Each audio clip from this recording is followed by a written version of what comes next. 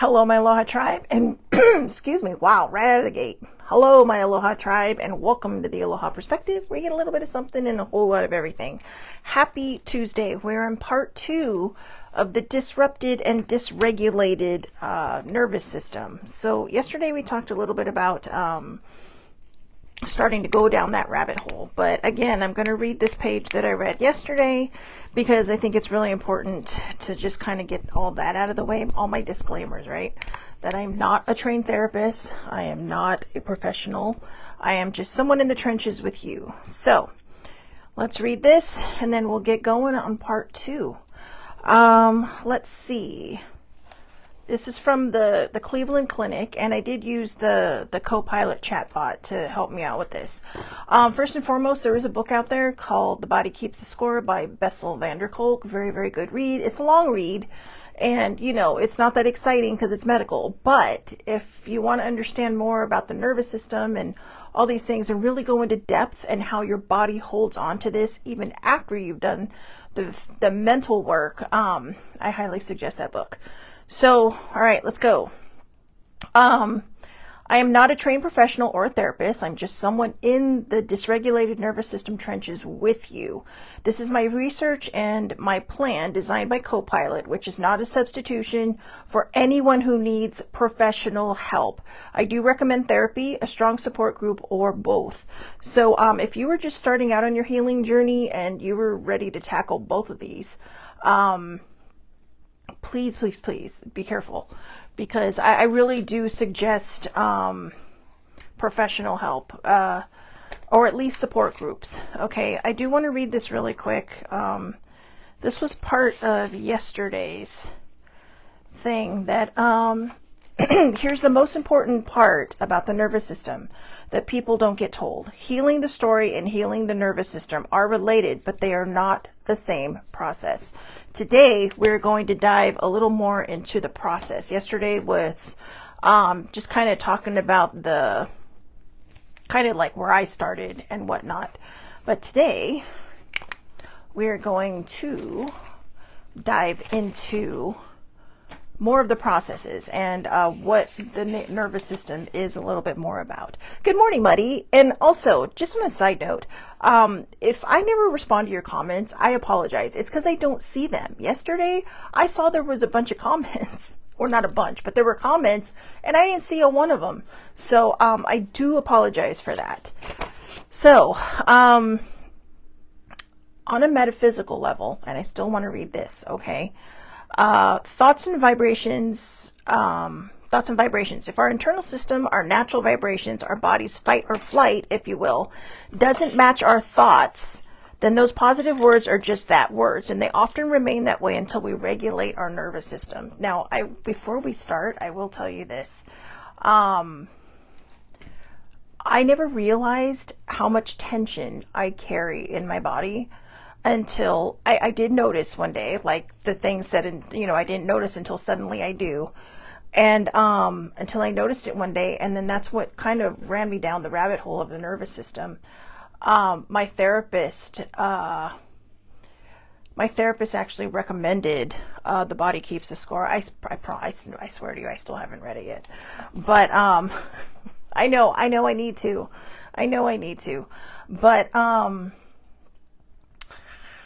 But yeah, writing all this stuff, writing the dissociation yesterday, and writing about all these other things, I realized how much tension I carry in everything. Even like throughout the day, I was becoming a little more mindful, like dropping the shoulders. And it's like, even last night, it's like I would kind of relax and then it would just tense up again. And that kept happening even when I was writing. It's like I noticed my tension with the writing because I grip the pen like it's a death grip. And then all of a sudden it's just like, relax. And then I find myself doing this. Like I find myself sometimes when I'm relaxed with my hand in a fist. And I don't know why. It's just like that. Almost like you're in the ready, right? Like fight or flight mode. I guess I've gone from flight mode to fight mode. So, but anyways, yeah. So Sammy says, did I say good morning to you both? Good morning, Muddy. Good morning, older sibling. I apologize. And good day to everyone out there, wherever you are. She said, I figured you were having a no comment day. Yeah, I don't know. I don't know why that happens sometimes. I feel like the higher powers are just saying, nope, no disruptions. So anyways, let's get going on this. The Disrupted or Dysregulated Nervous System Part 2 from the Cleveland Clinic via Copilot. All right, the vagus nerve. So, I got to add humor in here sometimes because these subjects can get pretty heavy. But I'll tell you what I said yesterday in case you missed yesterday's show, which I do recommend going back if you're going to watch all, the subjects this week. But I thought it was the vagus nerve. And when it kept popping up in my algorithm on YouTube, because I know this was divine intervention, I kept saying, what? I feel like that's regulated. And then I found out it has nothing to do with your nether yayas. So it's a nervous system. So the vagus nerve, kind of like Las Vegas, but spelled differently. All right. It's AU instead of EA. So anyways, pardon me. I feel like a news person, right? Just sitting there with all their papers. The vagus nerve, also known as the vagal nerves, are the main nerves of your parasympathetic nervous system. This system controls specific body functions. The functions are involuntary, which means you can't control them. The left and right vagal nerves contain 75% of your parasympathetic nervous system's nerve fibers. These fibers send information between your brain, heart, and your digestive system. So as we mentioned yesterday, oh, good morning, Cousin Jeannie. As I mentioned yesterday, this could also, affect weight loss. So you could be working out and doing this and eating right and all this and going, why am I not losing weight? It could be the fight or flight system has you in flight mode and in protective mode and shut down. So, this is why we need to talk about this and get the system regulated again. A disrupted or dysregulated nervous system can heal, and the process is very real, very physical, and very gradual. The most important takeaway is this. Your nervous system isn't broken. It's stuck in a survival pattern, and with the right inputs, it can return to balance. Here are some key evidence-backed approaches to explain why they work. What it means when your nervous system is disrupted. A dysregulated nervous system happens when the sympathetic fight or flight and parasympathetic rest and digest systems stop shifting smoothly between stress and calm. Instead, the body gets stuck in hyperarousal, hypoarousal, or swinging between the both. Now, hyperarousal is anxiety, racing thoughts, and tension. Okay, so this is where a lot of us probably are. We're probably in that, like, when we're kind of just out and about in the day, we're probably in that hyperarousal mode. And then hypo is just the opposite. It's shut down, numbness, and fatigue. So if your body is swinging between the two, you're probably feeling wired and tired and going, what the hell? Like some days when you're stressed out, this could be why you get so exhausted. And I will tell you this, doing the research on this and even just doing the show, it has exhausted the hell out of me. Yesterday, it took me a couple of hours because, I don't want to print anything. The printer's acting stupid anyway. But I feel like by writing all of this down, I feel like the printer didn't work because by writing all of this down, it forces me to really kind of digest, if you will, what I'm talking about, not just printing it and saying, oh yeah, here you go. So it's, I'm not kidding when I say I am in the trenches with you and I am here letting you know that we're in this together. We're in this journey together, which is why if your symptoms are very, very, strenuous, or you are very, very disrupted, or again, if you're just starting your healing journey, that if you can, seek out professional help. I know it, like I said, I know it can be expensive. Some insurances will pay for it. There are places that work on a pay scale. And again, there are people you can talk to, or, excuse me, or there are people you can talk to, or there are free clinics that will help you with this. So, or even support groups. Again, like I said, Facebook has lots of support groups, but you got to be careful with those because sometimes people just like to, just be on there because they need the attention. So you got to be careful with that because what you want to do is get yourself better. Good morning, Allie. I miss you too, but I know life gets busy. So anyways, we're talking about the nervous system and the disrupted and dysregulated nervous system. So the common triggers include chronic stress, trauma, illness, sleep loss, pain, or long-term overstimulation. The 7 most effective ways to heal a disrupted nervous system.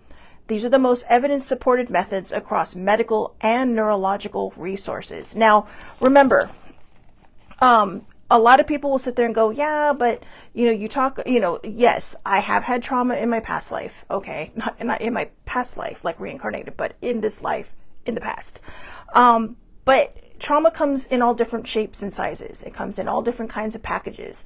And so whatever it is that you've struggled, whether it's from a car accident to grieving a loved one to having gone through a personal abusive situation, this is where our nervous system really kind of kicks in to protect us, and why even just having, therapy isn't always going to help the situation. It will help you heal the memories.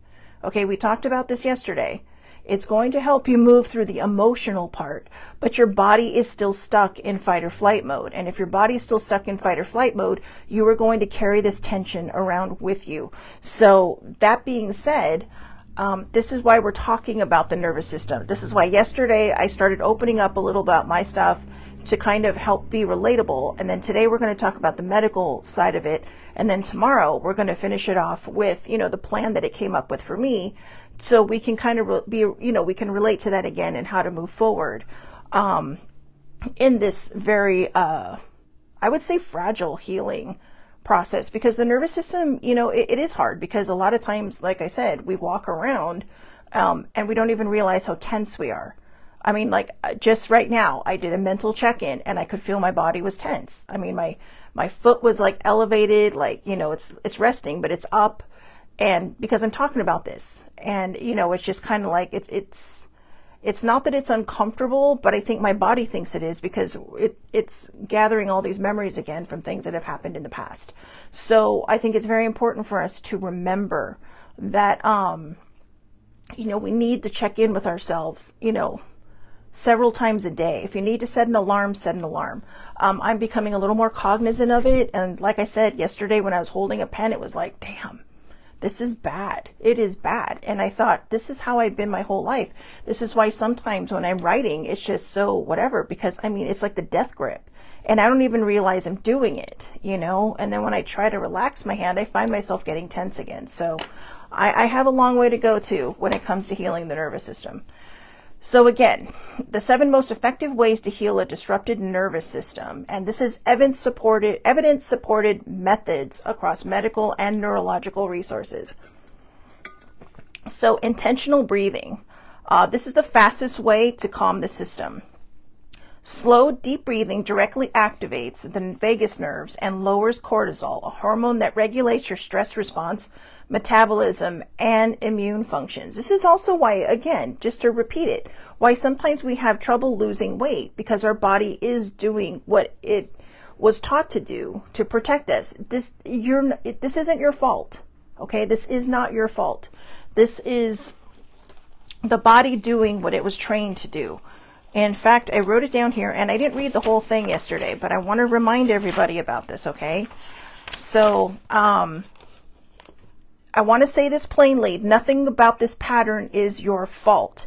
It's the body doing exactly what it learned to do to keep you safe. Okay, so if you're going to, and don't shame yourself over that either. This is, you needed to do what you needed to do, and you did it, but the body's still stuck in that mode. So your brain may be, your memories, your journey, all the healing, the emotional part may be healed, but the body doesn't know that yet. So that's why we're here to talk about how to heal it. So the intentional breathing, try inhaling to 4. So, it didn't say 4 seconds, so I'm just guessing the count of 4. Hold for 4, exhale for 6. And then pause for 2. So 1, 2, 3, 4. 1, 2, 3, 4. Okay, I held the 10. And then pause for 2. So this pattern signals safety to the brain, okay? And remember, there is the ha breathing, which is 7 in, 7 hold, 7 out, and then 7 pause. So, and it's just the number 7 all the way down. Or you can do the 4 well, as it says here, the 4-6, the 4-6, no, I think it was, yeah, the 4-4-6. Breathe in for 4, hold for 4, breathe out for 6. The longer exhale is what you're going for, because that's, and if you want to get a little more metaphysical on it, when you're exhaling, just breathe out all the bullshit, right? Just, exhale all the negative stuff. And, and I think that makes us more, mentally aware of what we're doing when we're not just breathing in, like inhale the positive stuff, hold it in there, think about it, let all the negative stuff go, and then pause for 2 seconds, because you don't want to pass out. We don't want anybody passing out from doing breathing exercises. All right. So this pattern alone signals safety to the brain. Number 2, gentle, consistent movement, not intense workouts. Those can worsen dysregulation. Okay. So, it's okay to work out. All right. It's okay to work out. But if you are feeling like your nervous system is just screaming at you and you have gone into either fight or flight mode, the intense workouts may not always help. It may actually make it worse. So that's something you have to figure out for yourself. These are medically proven things, but I know everybody's different on how they expend the negative energy and how they expend the anger. But do pay attention to your fight or flight mode. All right. Give it some compassion and give it some space. Don't be angry about it. Don't shame yourself. Just know that this is something that you're passing through while you're trying to heal it. Okay. And it's because it is a nervous system that is a gradual process. This is going to happen over and over until your body gets used to it. It's just like an emotional healing journey. Okay. Just like the emotional healing journey, your triggers will come up. But if you know yourself in that space going, wow, I dealt with that better than I did the very first time I had this trigger. So yeah, gentle, consistent movement, walking, stretching, yoga, light dancing. Light dancing. Who doesn't love dancing, right? I don't dance in front of people, but I dance with myself. Didn't Billy Idol sing about that?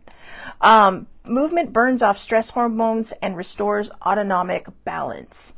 So number 3, repair your sleep rhythm. Your nervous system heals primarily during sleep. Okay, for some of those people I know that have not been sleeping this week, your nervous system heals primarily during sleep. Support it by keeping a consistent sleep/wake time, avoiding screens 1 hour before bed, keeping the room cool and dark. I know some people can't keep the room dark, and that's okay. I understand that. You can either use the eye things, or if you're used to having that, if that's the normal for you, just, try to limit the things that are excitable. Okay. Just try to keep something in the background for the noise that is a little less disruptive, like no C-SPAN in the middle of the night. Sibling. I know she doesn't watch that in the middle of the night, but she does love the news. But she's like a news junkie. All right. So also on number 3 of repair your sleep rhythm, journaling or listening to calming sounds before sleep. Perhaps this is a cause of, oops, did I write this in here? Oh, perhaps this is a cause of perimenopausal weight gain, since this time in a woman's life can cause disrupted sleep patterns or insomnia. That was something to think about. That was just a note I put in there. So if you're perimenopausal, this is why, we all might become a little like, fuck it, I just don't give a shit anymore. Because we're trying to sleep, we're trying to regulate a nervous system, but we're also going through this fluctuation of hormones like we're on a roller coaster. So, it can be a little disruptive because it does cause insomnia. It does cause weight gain to a certain point. So if you are having a nervous system issue and you're perimenopausal or even menopausal, good luck. No, I'm kidding. That's why we're here, to at least heal part of it. I can't do anything about your hormones, but we can try to work on the nervous system so that you're not fighting 2 battles at the same time. We are not fighting 2 battles at the same time. So number 4, nourish your body, especially magnesium and omega-3s. I think omega-3s, isn't that fish? I'm not a big fish fan. I admit it. I'm not a big seafood fan unless it's like fish and chips. Uh, no, I'm terrible. Your nervous system needs fuel. Skipping meals or relying on caffeine worsens dysregulation. Perhaps a reason why crash diets, oh, this is from me. Perhaps a reason why crash diets don't work for many in the long term. If you have a poor body image, crash diets are not going to work for you. Diets are probably not going to work for you because you are going to fix the weight, but you are going to gain it back because you haven't fixed what's in here and you haven't fixed what's in here in your nervous system. Okay, the nervous system. So, part Italian, I think. I'm going to talk with my hands. But anyways, so yeah, don't skip the meals. And, if you are worried, then just eat healthier or eat smaller portions, right? Just if you have something made, eat half of it. And if you're still hungry, go back for a little more. It's up to you. Excuse me. So helpful nutrients, magnesium, which is leafy greens and nuts, omega-3s, which is salmon or flaxseed. Oh, I can do flaxseed. Balanced meals with protein and healthy fats and complex carbs. I'm not going to tell you how to eat. Okay. I'm not. This is just one of the things that they've talked about. I'm a recovering emotional leader, so I get it. And I can't sit here and tell you how to eat when I can't even figure it out for myself. So anyways, number 5, grounding techniques to bring you back into your body. The most effective is the 5-4-3-2-1 method. And this is often used for people with anxiety. I have found. Now, just so you know, over the next 2 days, today, yesterday, of course, but also tomorrow, some things may get repeated in here. And instead of just saying, oh, well, you already said that, just take it as something that you need to hear again. Because I kept seeing that and I thought, no, you know what? Sometimes repetition does help. So some things may get repeated, including this, the 5-4-3-2-1 method in different forms. So the first one, 5 things you see. Okay. If you were feeling tense and you were feeling just like you're about to just have an out-of-body experience, look for 5 things you can see right in front of you. You don't have to move. You can just move your head. You don't even have to move your head. I'm looking straight ahead and I see 5 things. I see a chimney, a tree, stairs, a fire extinguisher, and palm trees out in the distance. So see, I didn't even have to move my head. I just moved my eyes, moved them around. There's a lot to see right in front of you. Even if you're staring at the back of your house, okay? You can see inside. There's windows, there's doors, there's handles on the doors, there's curtains, there's the track that it's on. So, that the door is on, or even just the hinges. So there's lots of things that you can spot right in front of you without having to be overly mobile about it. Number 4, things you can touch. Things you can touch. Okay. Number 3 things you hear. 3 things you hear. 2 things you smell, and 1 thing you can taste.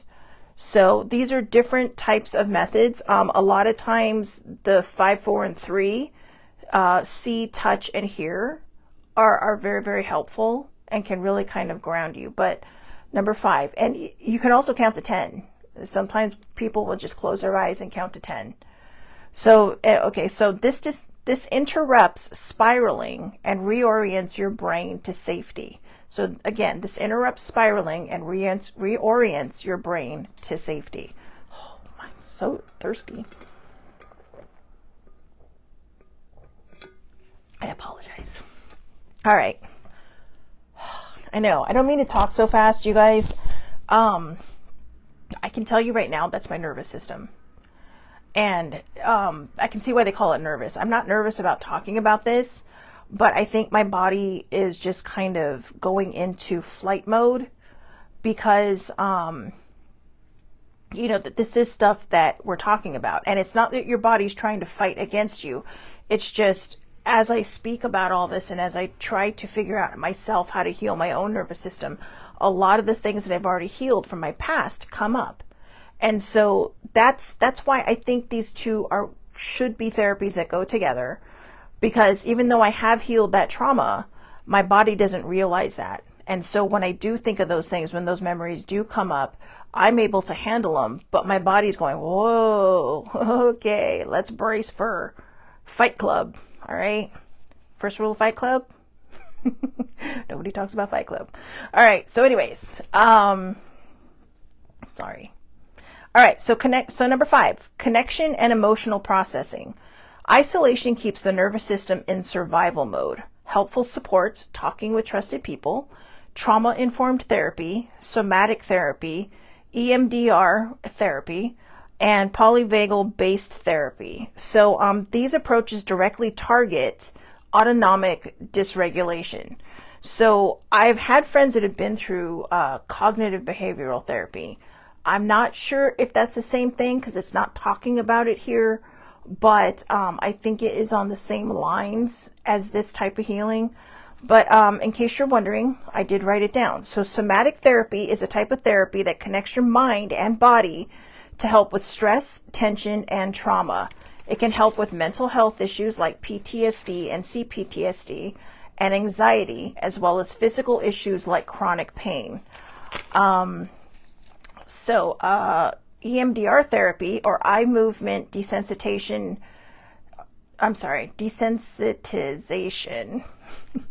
Yes, I can read. I swear to you. So let's try that again. Eye movement. Oh my goodness. Water.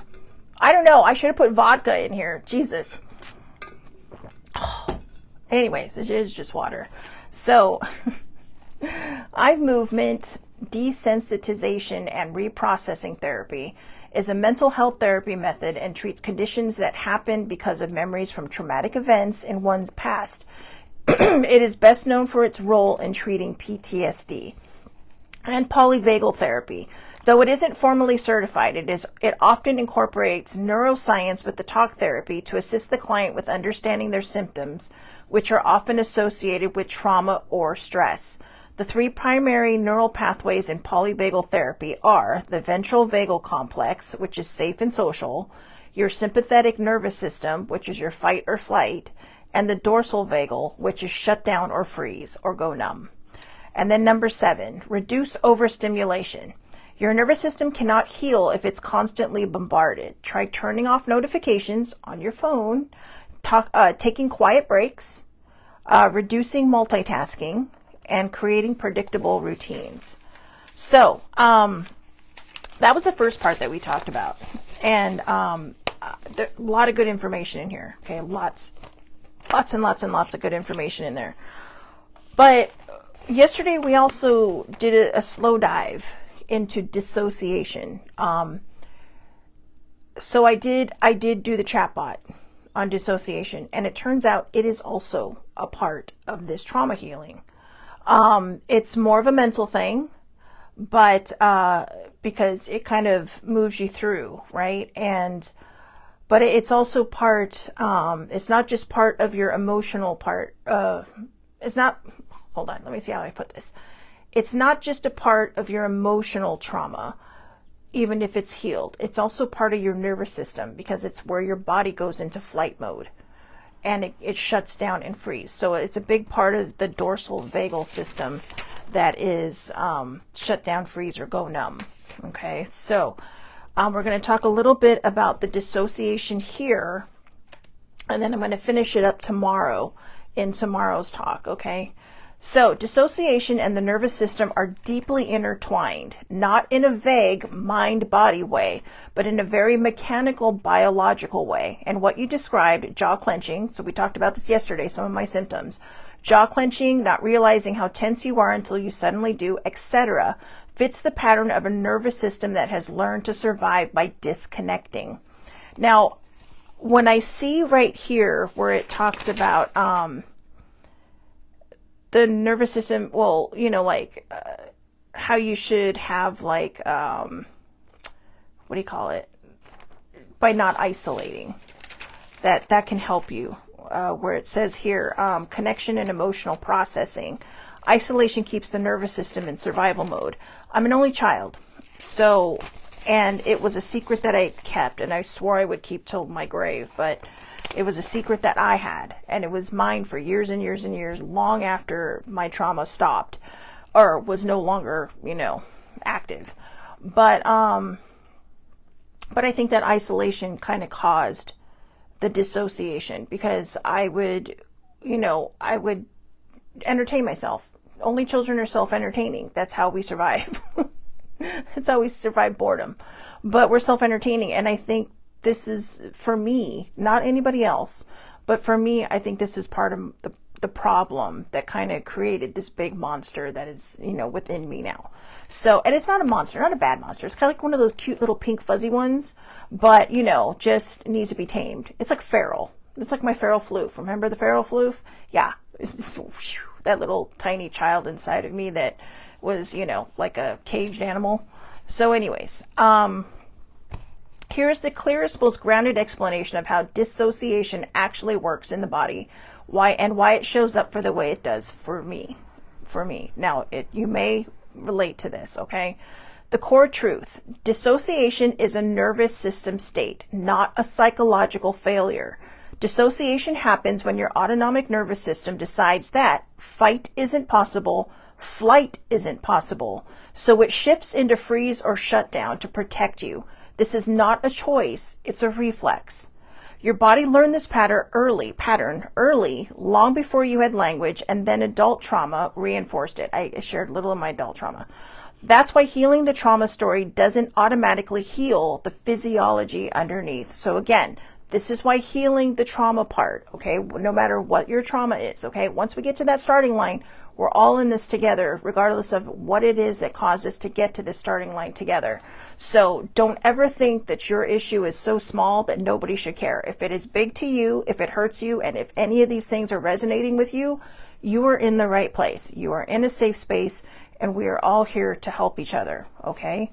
So, again, so this is why healing the trauma story doesn't automatically heal the physiology underneath.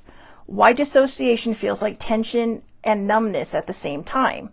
This is the paradox most people don't realize. Your parasympathetic system, your fight or flight, is firing. Jaw clenches, muscle tightening, breath shortening. Sorry, dropped my page. Your dorsal vagal system, your freeze or shutdown, is also activating. The numbness, the spacing out, the disconnecting. So I will say this. I'll read that again so that we have a little bit more flow. But I noticed something, that whenever I'm tense or whenever I feel it without even realizing, this is why I play a lot of games on my phones. And I think this is why a lot of times a lot of people are on their phones. Because, it's just something shifting and we don't understand what it is. And because we don't understand what it is, we become a little less aware of why we're doing something. But I realized that, when I'm kind of not in a good mental space, which seems to be a lot, I play games, and then I get addicted to these games, and then I just want to keep playing them because now I like the game. So I'm doing my best to kind of try to realize, am I playing this game because I like it, or am I playing this game because there's something that I'm physiologically unable to, to look at this moment, or trying to ignore.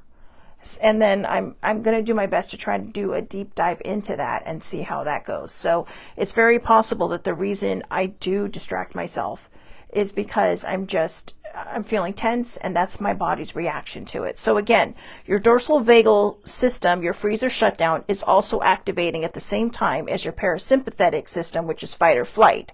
So the numbness, spacing out, and disconnecting will happen. This mixed state is called functional freeze. It's extremely common in people with chronic trauma histories.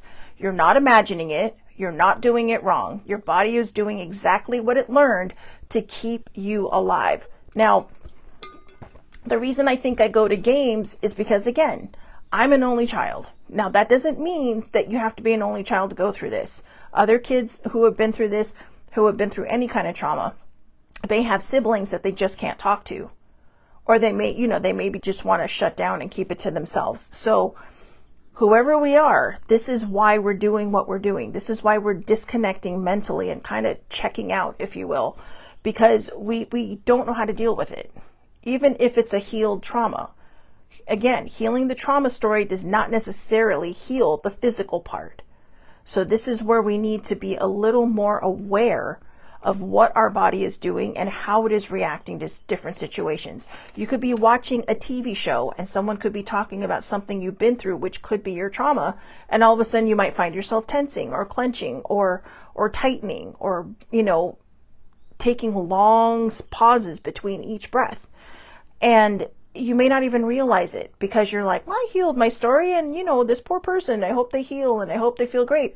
But meanwhile, your body's reacting. So emotionally and mentally, you're like, I got you. I see you. I hope you get better. But your body's like, nope. Your body's just like straight up, nope. And we probably don't realize it because then maybe we get up to get a snack and then our body might just do whatever it does. It might be, unclenching. So, think of it this way, right? When you get into that nervous situation, whether you have a trauma or not, and your butt clenches, right? And you're just kind of like, and that's kind of the same idea, except your body is constantly in that mode. So jaw clenching is one of the biggest clues. In fact, I was doing it while I was writing this. I didn't even realize it.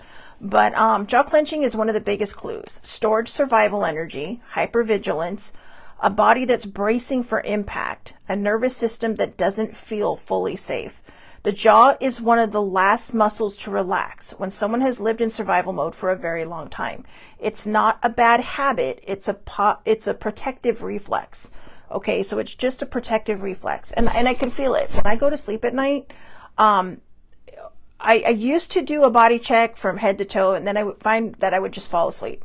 So I've become a little more aware of it now because I thought, oh, well, that's just, maybe I had a tense day. So I become a little more aware and try to do the body check from head to toe, check in with each part of your body and relax it. But last night I noticed, and as I mentioned earlier, I kept tensing up and then I would relax my body and then I would find myself tensing up again. And it was such a natural reflex, right?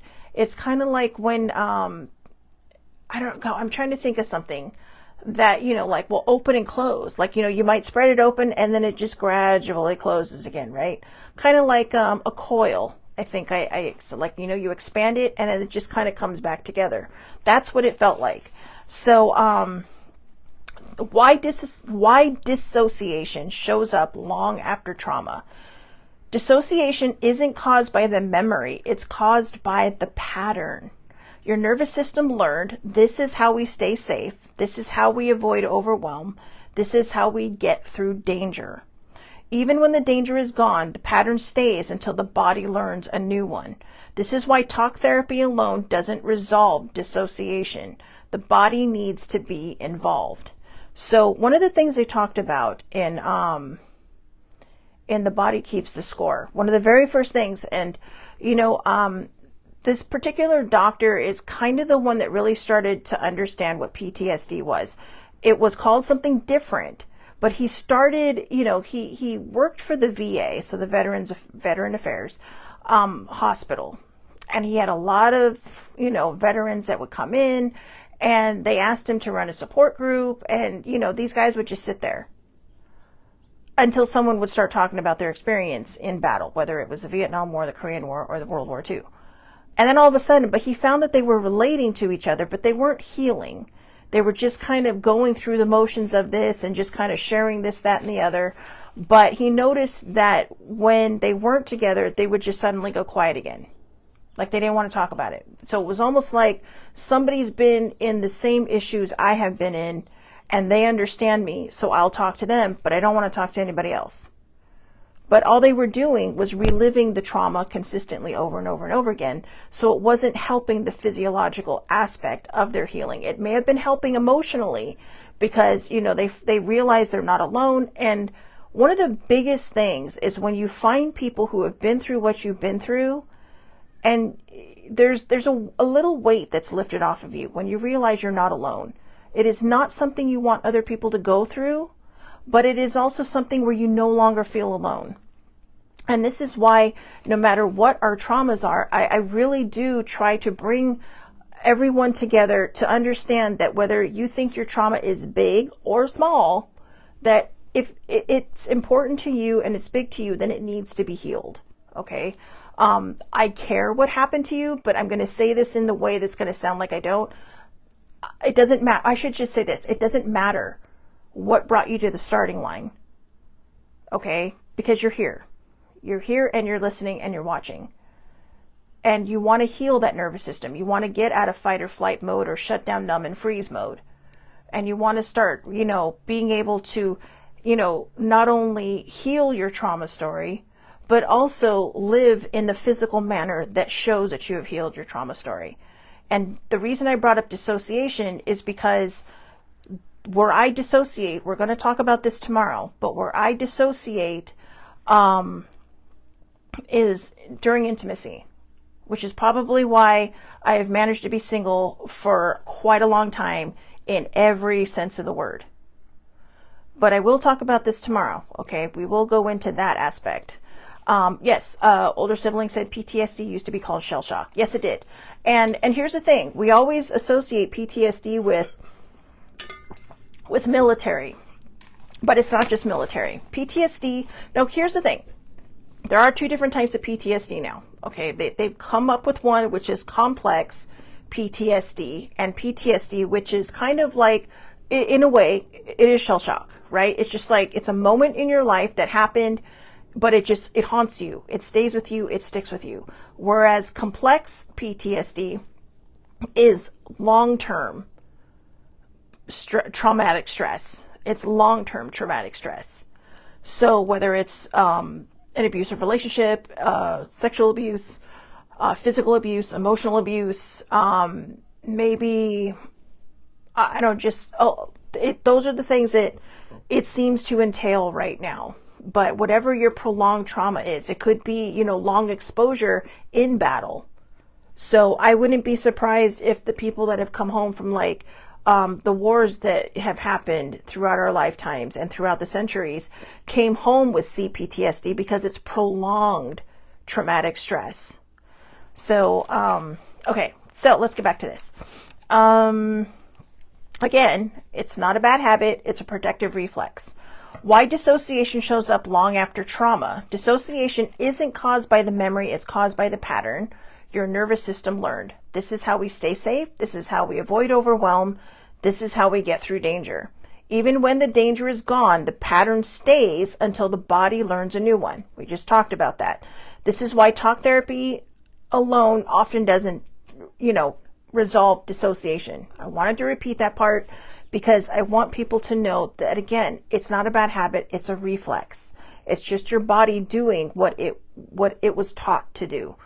And that's not your fault. It was doing its best to protect you. Remember, back in the way back days, like years and years and years ago, when humans first arrived, they were fighting big things. And so they had to be in protective mode. They had to be in fight or flight mode. They had to sleep with one eye open because they didn't want to get eaten by that big saber-toothed tiger, right? Because everybody's got to eat. So, they had to or that big bear. So there was that thing ingrained naturally into our DNA. But we don't live that way anymore. I mean, yeah, we might walk down the street and be a little worrisome, but we have better options now to keep ourselves safe and to take care of ourselves. So again, the body needs to be involved in your trauma healing. So what actually helps the nervous system come out of dissociation? These are the most effective evidence-backed approaches. Micro-awareness instead of big awareness. People with trauma often don't feel tension until it's extreme. So the goal isn't relax your body, it's notice 2% more. Now, I didn't understand what that meant by 2% more, but I think it's just saying to notice things around you. Okay, try this. What's one place in my body that feels less tense right now? Honestly, while I'm talking about this, I think the only thing that doesn't feel tense is my hair. It's the only thing not tense right now is my hair. I mean, I can even feel my ears pulling back while I'm talking about this. So, see, I can move my ears. But yeah, I can even feel my ears kind of pinned back. And as I physically sit here and try to relax, I notice everything in me is tense. Everything in me is tense. This might be why I talk with my hands too, because I'm just, it's almost like my body just trying to get rid of everything, right? But yeah, I'm not kidding when I say I think the only thing that doesn't feel tense is my hair. Even my eyebrows are lifted and tense. So, even my butt's clenching. I know, everything from like here down is just tense. So, yeah. So, so there you go. What's one place that doesn't feel tense right now? Mahar. Can I feel my feet on the floor for 5 seconds? Yeah. So tiny safe awareness builds regulation. Okay. So, just do that. Just, make yourself aware, just shake out your body if you're feeling tense. And even if you're not sure if you're feeling tense, just shake out your body anyway. Or just, become aware of yourself, maybe shake out your hands if you can't shake out your whole body. Because I know, like, I have friends that have chronic pain that are watching right now. So it can be a little difficult, but just kind of check in with yourselves, okay? Check in with yourselves. So number 2, slow rhythmic movement, not workouts, do that separately. Not stretching to fix anything. Think rocking, swaying, walking slowly, or gently shaking of upper limbs. So arms and wrists. I will notice this. So yesterday when I was watching TV with my dad, I didn't put the chair in recline mode. After I started reading this, I noticed that I did something. I kept the chair in its upright position, but it's also a rocker. Okay, it was my mom's chair. It's also a rocking recliner. And I have like a foot massager in front. So I just kind of found myself doing this. And the more I did that, the less I played my games. And I think I just became aware of that now. The more I did that, the less I played my games on my phone.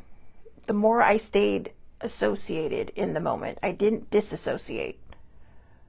I was in the moment. I was there. And so I really do think the rocking or the swaying, and you could just do this in your chair. Don't fall out of your chair.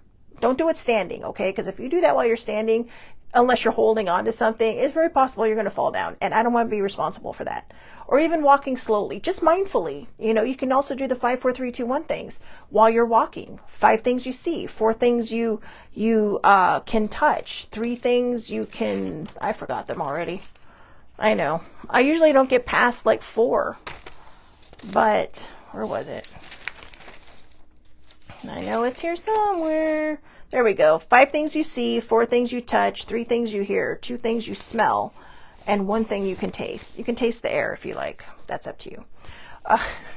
So anyways, these movements discharge survival energy without overwhelming the system. Number 3, orienting. This is a polyvagal technique that helps the brain exit freeze. Turn your head slowly and look around the room. Let your eyes land on things that feel neutral or pleasant. This tells your brain you're safe, you're here, and you're not back there in that memory. Okay, so you can just kind of scan the room. Actually, that is very relaxing. So just, things that you see. I see a TARDIS. I know, I'm a nerd.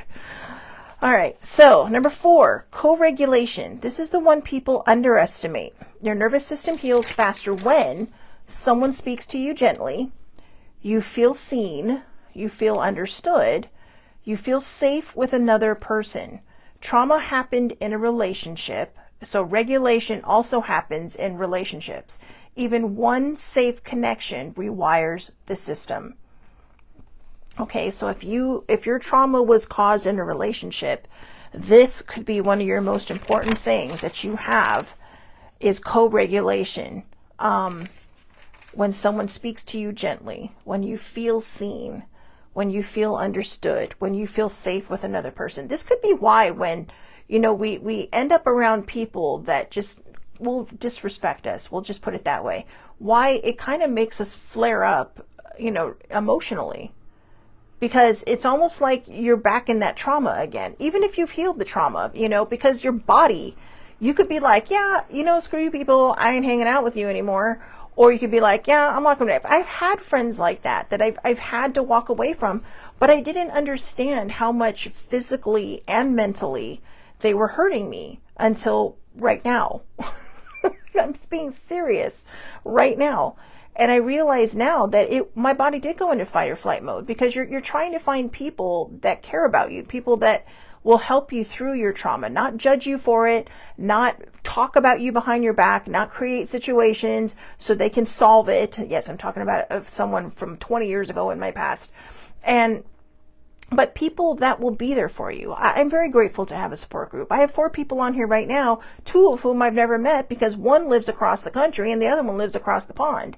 But these are people that I've talked to, that people that make you feel seen, people that make you feel loved. One of them's up the freeway and the other one's just down the street and going to hang out with me in a little bit. We're going to go have Turkish coffee. Well, I'm going to have Turkish coffee. I don't know what she's going to have. But older sibling knows. Older sibling knows. It's her fault because she made me listen to that song from the 20s. And actually, I think that song is like 100 years old. But yeah, so now I wanted to try it. You know, every day is an adventure, right? So anyways, this is why it's good to have a support group. Whether it's about dissociation, whether it's about, you know, regulating your nervous system, or whether it's healing your trauma story, it is always good to have people you can talk to, whether it's somebody 1,000 miles away or somebody just down the street, you know? So, and okay, so this is the last part. And here's the part I want you to hear most clearly. Nothing about your reaction is too much, dramatic, or broken. It's not drastic either. Okay, so remember that. Nothing about your reactions are too much, drastic, dramatic, or broken. Your body adapted brilliantly to situations that were too big for you to handle alone. So, dissociation is not a flaw. It's evidence of how hard you fought to survive, and the fact that you're noticing it now, the jaw tension, the triggers, the patterns, means your system is finally ready to heal in a deeper way. Okay, so tomorrow I'm going to discuss, tomorrow we're going to finish up with the patterns that, you know, this one's going to get more personal. Okay, and it's going to be a little bit longer, but this one is going to get more personal, and that's okay, because I don't mind opening the door to my life if it's going to help somebody else. So, not a martyr, just trying to help, and I love to talk. But we're going to actually go into intimacy and dissociation tomorrow. So, because that is somewhere that I struggle, you know, and I will say this, which is something that I will talk about tomorrow. What I found, and one of the reasons when I always joke, you know, people will be like, oh my God, you haven't been with somebody in like a bazillion years, you know, la la la. And it's like, no, but I said, I'm the best partner I've ever had. And I realized yesterday why, while I was writing that, because I trust myself. Because I trust myself, because I know I'm not going to hurt me, because I know I'm safe with me. Okay, so that may be a little much for some of you. But like I said, I'm willing to open the door to my life because, you know, everybody's life is an open book. It's not like nobody else is not going through this. I am certainly not the only person on the planet that is having these issues, that has had these issues, and that's been single since the year 2000. Literally 2000. March 5th, 2000. Yes, I remember the day. I don't remember the last time I had sex with somebody, but it was the last guy I dated 26 years ago. So anyways, I know. I can't believe I actually mentioned that because usually it's kind of like, but, you know, because you're always afraid, right, that someone's going to judge you for it. But at the same time, it's like, I learned how to take care of myself, but that's because I trust myself. So tomorrow we are going to dive into how to not dissociate. And, you know, if you're watching this and you are not a person that goes through any of this, but you have a partner, maybe listen to this too, because we're going to talk about how a partner can help with someone who is in a dissociative space. So I don't think it hurts to know these things, and I don't think it hurts for, you know, for people to know how to help somebody else through it. You know, even if it's not about intimacy, even if it's just a friend, it's good to know to have that person that you know you can help be seen, that you can listen to gently without, you know, having to give them feedback, without having to tell them how to fix it, because we don't know how to fix it. Everybody's journey is their own. Everybody's journey is different in their own way. So this is my reminder from yesterday, which I clipped to the front and totally forgot to read. So we're going to close it out with this. Okay. I don't even remember what I wrote. So reminder from yesterday, trauma therapy focuses on memory, meaning, emotion, and cognition. Healing the story and healing the nervous system are related, but they are not the same process. Nothing about this pattern is your fault. It's the body doing exactly what it learned to keep you safe. So, you know how I was rolling through the books trying to find all this? Apparently, I outwitted myself and forgot. So, whether you lash out, go numb and shut down, become combative, your nervous system is struggling to regulate and it becomes overwhelmed, often leading to those reactions above. Take a deep breath, look around, and remind yourself that you are safe. Okay? And I will read that again tomorrow. Hopefully I will remember that. All right? So yeah, like, you know, the muffin episode of 2006, the muffin episode of '06. So nobody wants that. But anyways, all right, everybody deep breath. Okay, everybody deep breath. I hope you all have a wonderful day. I don't understand why I have dry mouth. I really think it's because I'm nervous, because the reason I am reading off the papers is because I want to make sure I get it right. You guys know me. I can freewheel all day. I can just talk out of my ass all day long. And I mean, you know, not making stuff up, but just I can talk about these things all day. But I wanted to make sure that you got the meat, the fruit, the everything of what this is all about. Because if you have had any kind of trauma or PTSD moment or CPTSD moment, or, you know, just, and like I said, PTSD can be caused by grieving. Okay. It can be caused by a number of things. It can be losing your job. That's a trauma for people. It can be losing a relationship. That's still a grieving process. It can be all of these different things. So you don't have to have this big, huge, you know, Dr. Phil trauma moment to have a nervous system that is dysregulated. Okay. You can, I don't know, it could be a myriad of things. So don't discount your feelings. If you are feeling tension and you have been through something that is important to you, that is hard for you, and that you're struggling to get through, then we are going to do this together. We are going to figure it out. And like I said, if you are not a person who's been through trauma, if you're a person who's just out there and wants to help other people, this is also a good place for you to learn, because, you know, this may be how we help other people, how we minister to other people, how we sit there and say, look, I don't know what's happened to you in your life, but let's try the 5, 4, 3, 2, 1 method. Let's try the shaking out the arms method. Let's do the, you know, the looking back and forth or trying to find something method. You don't have to tell them they have a disrupted nervous system, but you can help them through it by knowing the tools that will help them through. And most importantly, as it said in the end of that one thing about just feeling seen, feeling understood, and feeling safe with another person. You can be that person that they feel seen, understood, and safe with. It doesn't have to be an intimate relationship. It can be family, friends, whatever, across the board. So, oh, thank you, Sammy. That's very sweet. So yeah. All right. So anyways, again, I hope everybody has a wonderful day. Thank you all for coming on. Allie, Jeannie, Sammy, older sibling, Laura. I hope you all have a wonderful day. I'll see you back here tomorrow, 8:30 a.m. Pacific time, Facebook Live. All lives are public. Under Shelly Marie Lucas, I upload them to TikTok and YouTube, and then they spread across the social media board, except Instagram, because I still can't figure out why I can't post to there. So anyways, have a great day, everybody. Thank you all so much for popping in, for watching. I know this was long, but this wasn't just me rambling. This is us trying to get this information out there. And when I say us, I mean me and the crew that are watching right now, getting this information out there and getting the people the help they need to heal their story and their body's reaction to it. Have a great day.